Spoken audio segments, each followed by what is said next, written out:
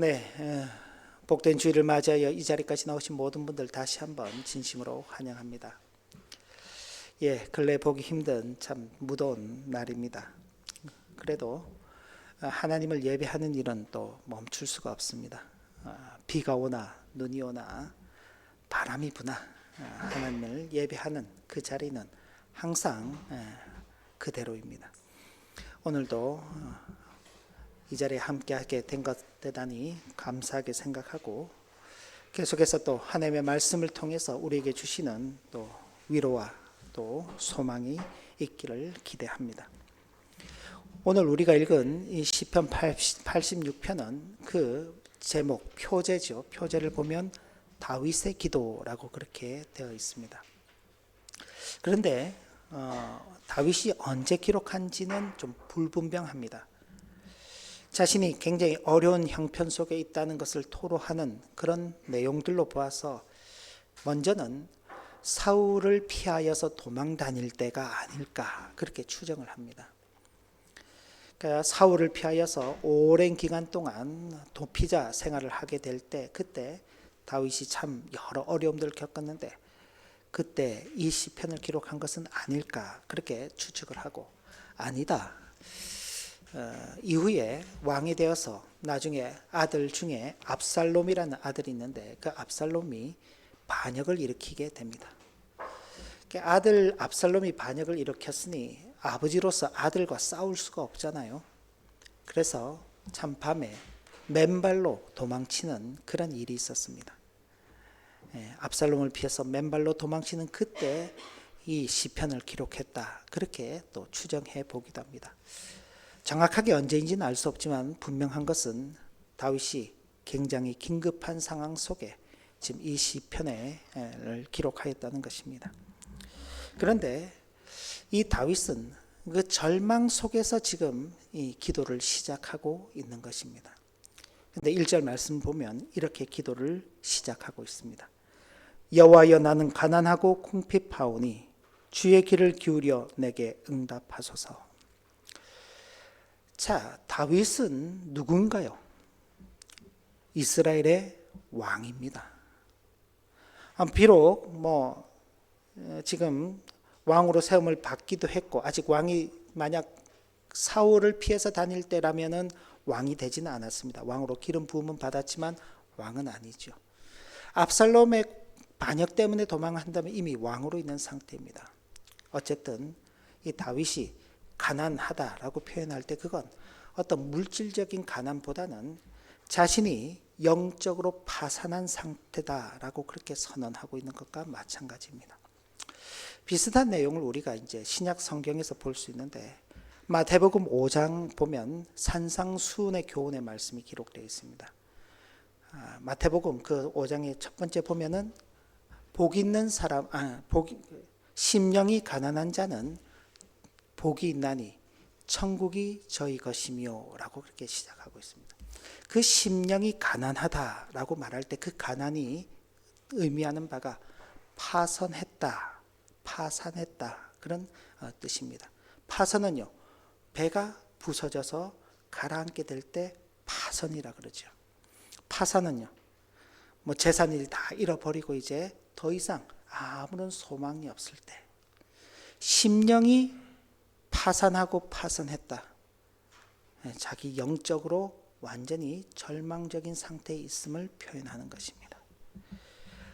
다윗은 하나님 앞에 나아갈 때에 자신의 의로움이나 혹은 자신이 하나님의 택하심을 받았던 기름 부음을 받았던 그 자격을 가지고 나가는 것이 아니라 오직 자신의 비참함과 하나님의 자비에 근거하고 있음을 지금 고백하고 있는 것입니다.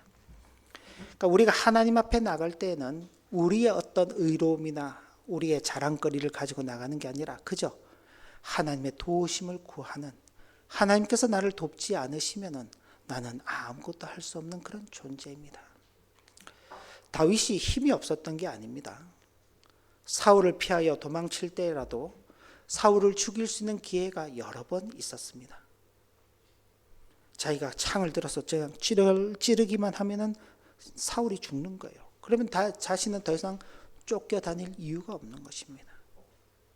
그런데도 그러지 않았어요. 왜? 사울이 아무리 자기를 죽이려 했지만 하나님께서 기름 부어 세우신 종이기 때문에 그를 해하는 것은 하나님께서 원하시는 게 아니다. 압살롬과도 마찬가지죠. 지금 자기가 왕입니다. 아무리 압살롬이 반역을 한다고 하더라도 군인들이 있잖아요. 자기를 따르는 무리들도 있고 싸우면은 이길 수 있습니다. 다윗은 수많은 전쟁에서 참 그 잔뼈가 굵은 싸움에 아주 능한 사람이죠. 그런데 아들이기 때문에 그저 도망쳐 가는 것입니다. 얼마든지 자기의 자랑, 자기의 힘, 자기의 능력으로 문제를 해결할 수 있지만 그렇지 않고 하나님 앞에 모든 것을 내어 맡기며 구하는 것입니다. 스스로를 구할 능력이 전혀 없는 가난하고 궁핍한 자임을 정직하게 고백하는 것입니다. 하나님 앞에서 이제 그 모든 것들을 다 받는 것이죠. 다윗이 자신은 경건하다 그렇게 표현을 했습니다만 그것은 자신의 의로움을 주장하는 것이 아니라 오히려 자신은 하나님께 속한 자, 하나님의 은혜로 구별된 자라는 언약적 신분을 그렇게 표현한 것이다. 그렇게 우리가 이해할 수 있을 것입니다. 좀 풀어서 설명을 하면 나는 주님의 은혜가 아니면 한순간도 살 수 없는 존재이오니 주께서 시작하신 구원을 친히 보존해 주시옵소서라고 간절히 호소하는 것입니다. 방금 전에 말씀드렸던 것처럼 심령이 가난한 자는 복이 있나니 천국이 저희 것이다. 아니 심령이 가난한 게 어떻게 복이 되나? 어떻게 그에게 천국이라는 것이 주어지지? 그 마태복음의 말씀만 보면 이해가 잘 되지 않습니다. 근데 구약의 빛 아래에서 이 말씀을 보게 되면요. 아, 심령이 가난하다. 영적으로 파산한 상태다. 그 상태가 왜 복이 되는가? 영적으로 파산한 상태이기 때문에 자기를 의지하지 않고 하나님을 찾아 나가게 되는 것, 하나님의 은혜를 구하게 되는 것, 그것이 바로 복이라는 것입니다. 만약 그렇지 않고 자신의 뭔가 의지할 것이 있다, 자신의 힘이 있다, 그러면은요, 하나님께로 나가지 않죠. 다윗이 크게 실수한 일이 있습니다. 크게 실수한 일. 그는요, 자신의 부하의 아내를 함부로 겁탈한 것이죠. 물론 왕이 명령하니까 순종해서 밧세바가 왔습니다마는 그러나 왕의 명령이니까 거절하지 못하는 것이죠. 자신의 부하는 전쟁하러 나가 있는데 그 부하의 아내에게 마음을 빼앗겨서 그 부하의 아내를 불러서 동침하는 그런 일들은 그건 맞지 않은 것입니다. 그런데 다윗이 언제 그 일을 했냐? 부하들이 전쟁에 나갔을 때 자신도 전쟁에 참여하든지 아니면은 부하들이 전쟁하고 있으니 영적으로 깨어서 그래 이럴 때일수록 왕인 내가 더 긴장하고 조심해야지 그 생각을 해야 되는데 그러지 않고 한가로이 거닐면서 그냥 즐기고 있었던 것이죠. 그러니 그런 큰 실수를 하게 되는 것입니다. 하나님의 은혜가 없다면요, 인간은 온전한 길을 걸어갈 수가 없는 것입니다. 하나님의 은혜를 저버리고 자신의 힘을 의지하게 되면요, 인간은 분명히 넘어지고 쓰러지게 되어 있는 것입니다. 그런데 지금 다윗은 자신이 가장 약한 그 자리에서 자신의 힘이 아닌 하나님의 은혜를 구하며 나가는 것입니다. 주님의 은혜가 아니면 저는 살 수 없습니다. 성도의 기도는 바로 이 지점에서 출발해야 하는 것입니다. 나의 힘, 나의 지혜, 나의 의가 아닌 나의 전적인 무능력을 인정하고 하나님의 주권적인 은혜만을 의지하는 것, 이것이 언약 백성의 기도의 첫걸음인 것입니다. 하나님은 우리가 문제가 있을 때마다 그 문제를 해결해 주는 도구가 아닙니다. 하나님께서 우리를 존재하게 하시기 때문에 우리는 존재하는 것입니다. 하나님께서 우리를 돌보시기 때문에 우리는 살아가고 있는 것입니다. 하나님은 그냥 우리의 문제를 해결해 주는 분으로 우리가 필요할 때마다 찾아 쓰는 도구가 아닌 것입니다. 그런 인식의 변화가 있어야 되는 것이죠. 하나님의 존재, 하나님께서 우리를 존재하게 하지 않는다면 우리는 존재할 수 없는 그런 참으로 무익한 존재이구나. 그리고 모든 것은 다 은혜를 베풀어 주시는 하나님께 있음을 알고 그분 앞으로 나아가는 것입니다. 그리고 다윗은 그런 절박한 부르짖음 가운데에서 이제 그 시선을 자신을 향하는 것이 아니라 또 당면한 현실을 향하는 것이 아니라 그 시선을 하나님께로 옮겨가는 것입니다. 하나님의 위대하신 성품으로 옮겨가게 되는데 8절과 10절 말씀입니다. 우리 같이 한번 읽어보겠습니다. 같이 읽습니다. 주여 신들 중에 주와 같은 자 없사오며 주의 행하심과 같은 일도 없나이다. 무릇 주는 위대하사 기이한 일들을 행하시오니 주님만이 하나님이시니이다. 이것이 기도의 핵심인 것입니다. 우리는 어떤 어려움이란 그 문제가 이렇게 찾아오게 되면은 그 문제를 해결하기 위한 데 골몰하게 됩니다. 그런데 하나님께서는 그 문제를 통해서 우리의 시선이 우리에게 머물러 있는 것이 아니라 하나님을 향해 나가도록 하시는 것입니다. 보는 게 바뀌는 것입니다. 보는 게. 우리 이제 지안이가 저기 있는데 지안이 이제 집에서 기를 때 보면은 어때요? 어려운 문제가 생기면은 어떡하나요? 엄마는 아빠를 찾아요. 엄마는 아빠를 찾아요. 왜? 엄마나 아빠를 찾아서 보면서 울면은 해결이 돼요. 배가 고파도 엄마를 보고 울고 문제가 생겨도 엄마를 보고 울고 왜? 본능적으로 자기가 뭔가를 할 수 없다는 걸 알기 때문에 아기들은 본능적으로 부모를 찾게끔 되어 있습니다.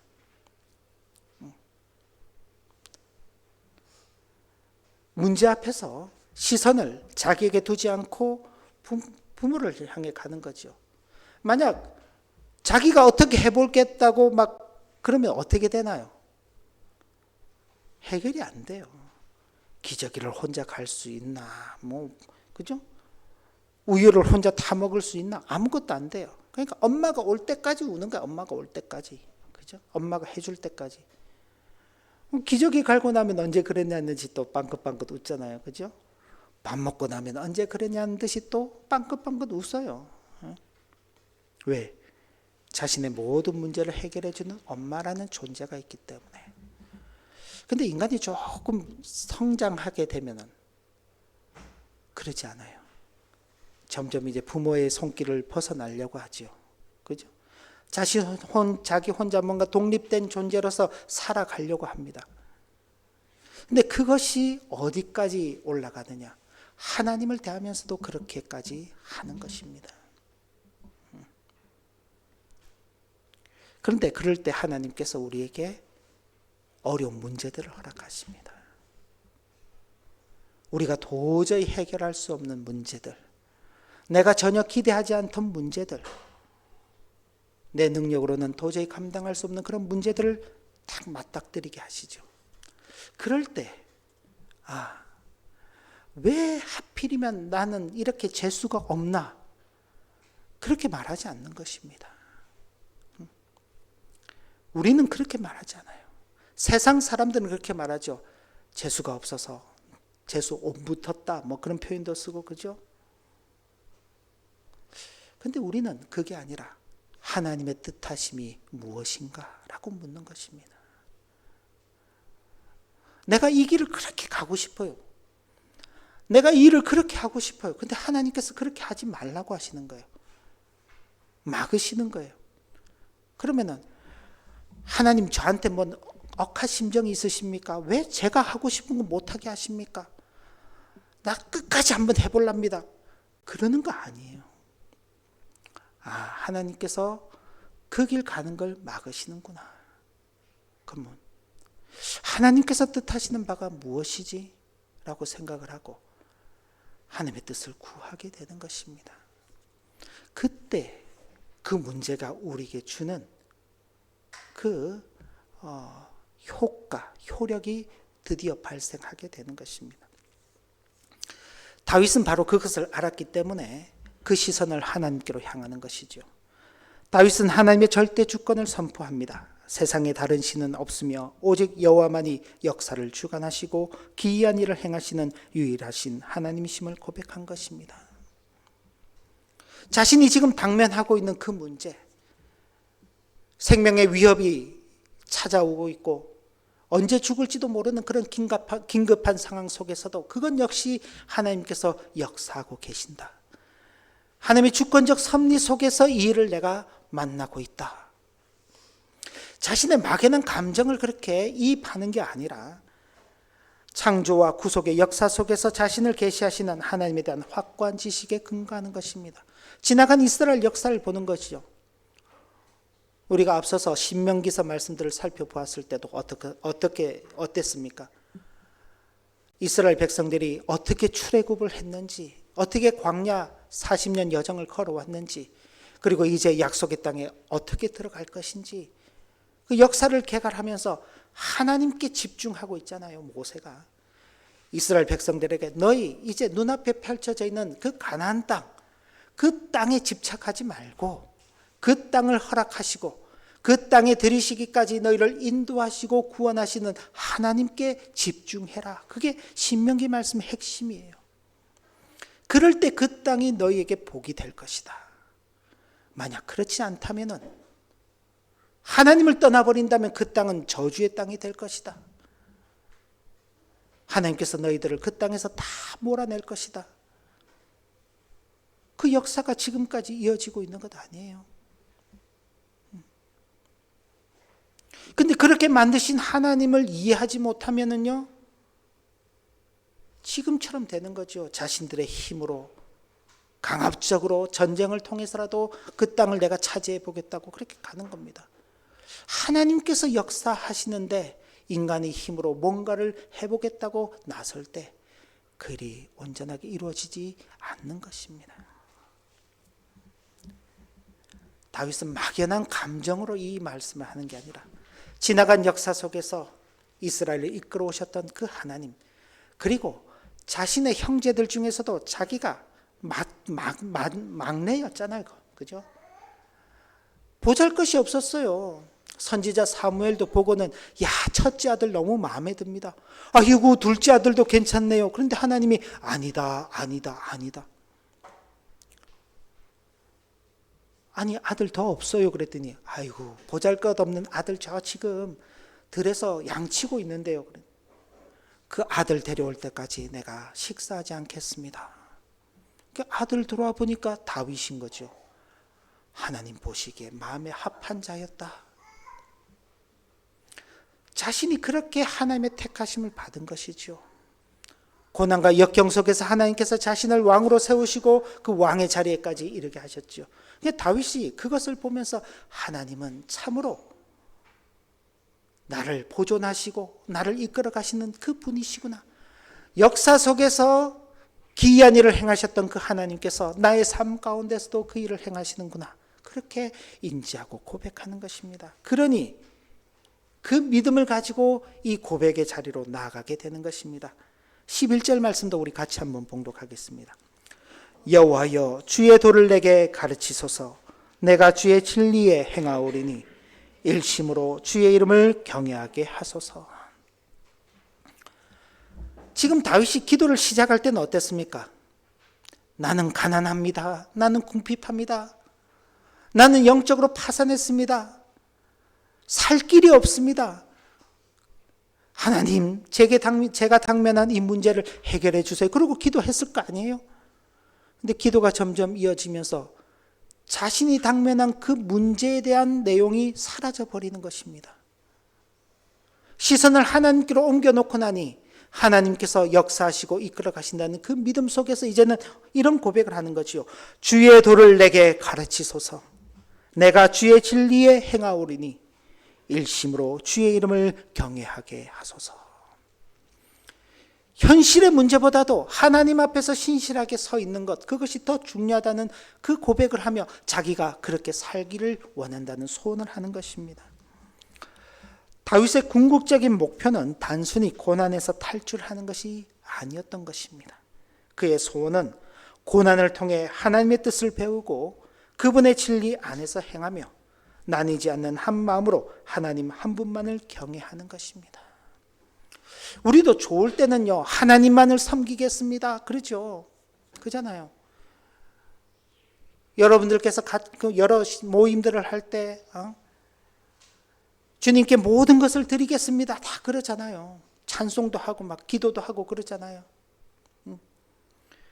그런데 어려운 문제가 딱 생기면 어떻게 되나요? 하나님, 내가 그렇게 하나님 위해서 살겠다고 그렇게 고백하고 찬양도 하고 기도도 하고 있는데 하나님 왜 제게 이런 어려운 일 주세요? 그런 원망하는 마음들을 갖게 되는 것이죠.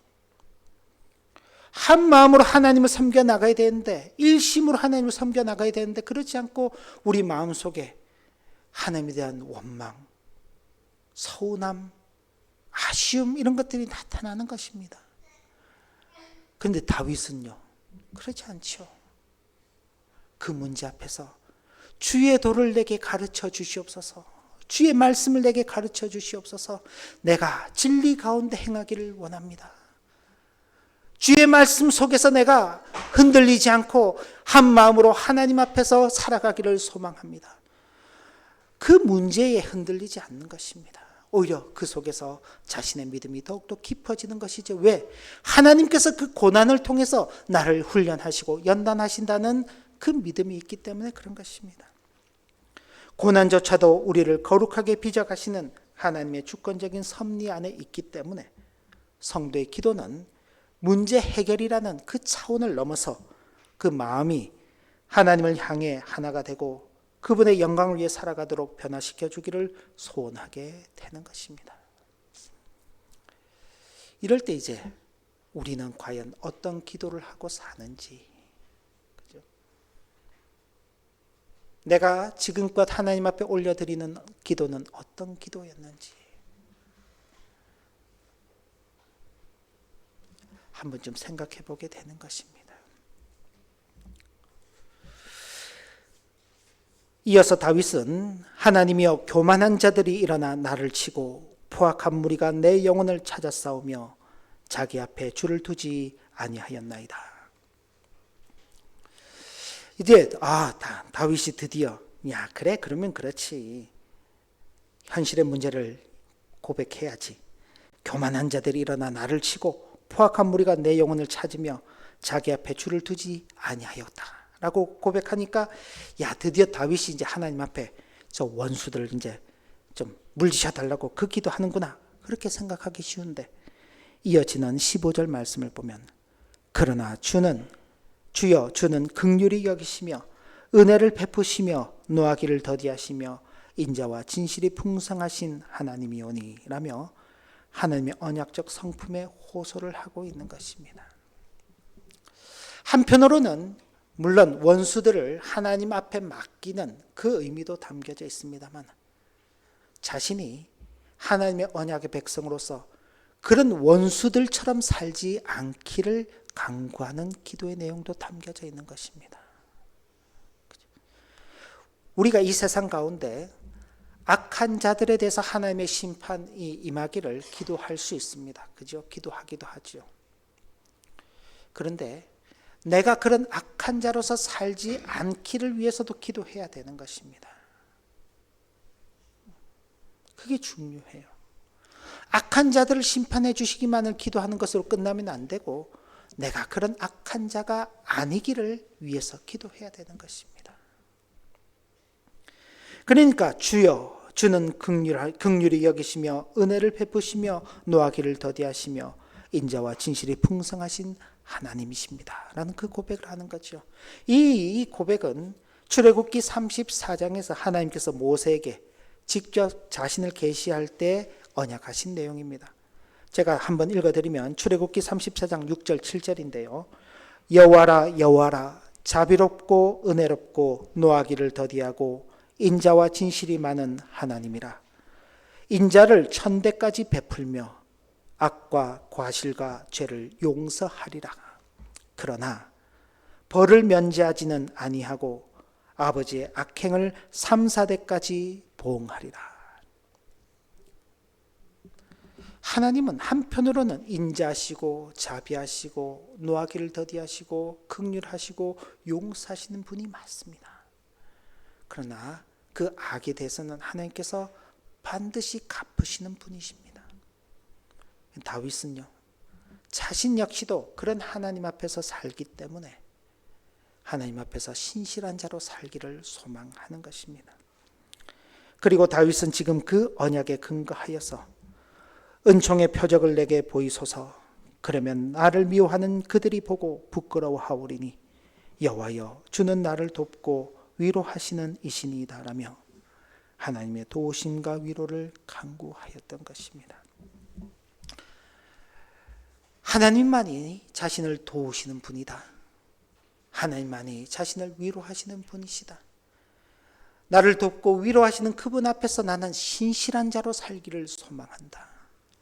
이게 다윗이 하는 그 기도의 확신적인 내용들인 것입니다. 신약시대 성도들에게는 다윗이 그토록 보고자 했던 은총의 표적이 이미 주어져 있습니다. 그 표적은 바로 예수 그리스도의 십자가와 부활입니다. 십자가는 하나님의 긍휼과 은혜, 인자와 진실이 가장 완벽하게 나타난 최고의 표적입니다.